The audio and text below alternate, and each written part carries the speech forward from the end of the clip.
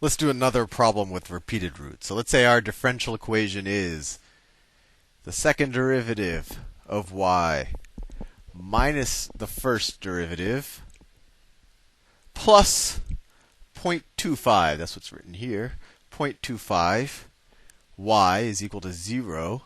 And they've actually given us some initial conditions. They said that y of 0 is equal to 2, and y prime of 0 is equal to 1/3. So like we've done in every one of these constant coefficient linear second order homogeneous differential equations, let's get the characteristic equation. So that's r squared minus r plus 0.25, or we could even call it plus 1/4. So let's see, when I'm just inspecting this, it always confuses me when I have fractions, so it becomes very hard to factor. So let's just do the quadratic formula. So the roots of this are going to be r is equal to negative b. Well, b is -1, so negative b is going to be 1 plus or minus the square root of b squared. b is -1, so that squared is 1, minus 4 times a, which is 1, times c. Well, 4 times 1 times 0.25, that's 1. Aha. So notice that when you have a repeated root, this under the square root becomes 0. And that makes sense because it's this plus or minus in the quadratic formula that gives you two roots, whether they be real or complex. But if the square root is 0, you're adding plus or minus 0, and you're only left with one root. Anyway, we're not done yet. And what's the denominator of the quadratic equation? 2a. So a is 1, so over 2. So our one repeated root is 1 plus or minus 0 over 2, or it equals 1/2. And like we learned in the last video, you might just say, oh well, maybe the solution is just y is equal to c e to the 1/2 x.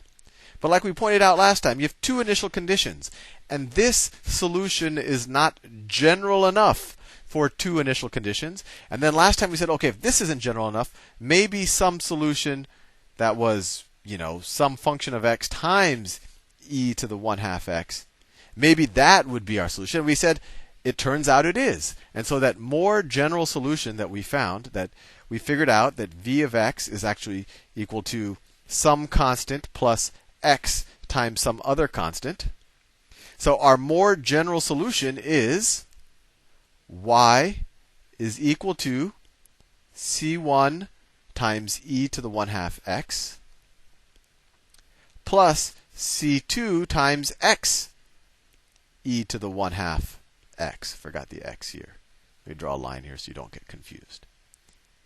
Anyway, that's the reasoning. That's how we came up with this thing. But and it is good to know, because later on, when you want to know more theory of differential equations, and that's really the whole point about learning this, if your whole goal isn't just to pass an exam, it's good to know. But when you're actually solving these, you could just kind of know the template. That if I have a repeated root, well, I just put that repeated root twice, and one of them gets an x in front of it, and they have two constants. But anyway, this is our general solution, and now we can use our initial conditions to solve for c1 and c2. So let's just figure out the derivative of this first, so it becomes easy to substitute in for c2. So y prime is equal to, it's equal to 1/2 c1 e to the 1/2 x plus, now this becomes a little bit more complicated. We're going to have to use the product rule here. So let's see, plus c2 times derivative of x is 1 times e to the 1/2 x. That's the product rule. Plus the derivative of e to the 1/2 x times x. So that's 1/2 x e to the 1/2 x. Or we can write, I don't want to lose the stuff up here. We can write that it equals, let's see, I have 1/2. So I have c2 times e to the 1/2 x, and I have 1/2 times c1 e to the 1/2 x. So I could say it's equal to e to the 1/2 x times c1 over 2, that's that, plus c2. That takes care of these two terms, plus c2 over 2 x e to the 1/2 x.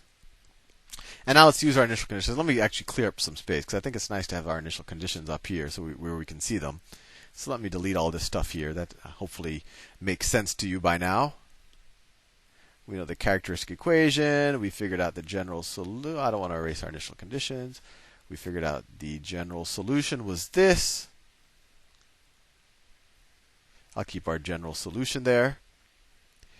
And so now we just substitute our initial conditions into our general solution and the derivative of the general solution, and hopefully we can get meaningful answers. So substituting into our general solution, y of 0 is equal to 2. So y is equal to 2 when x is equal to 0. So C1, when x is equal to 0, all the e terms become 1, right? This one will become 1. And then notice we have an x e to the 0. So now this x is 0. So this whole term is going to be equal to 0. So we're done. C1 is equal to 2. That was pretty straightforward. This x actually made it a lot easier. So C1 is equal to 2. And now we can use the derivative. So let's see. This is the first derivative. So let's see. And I'll substitute C1 in there so we can just solve for C2.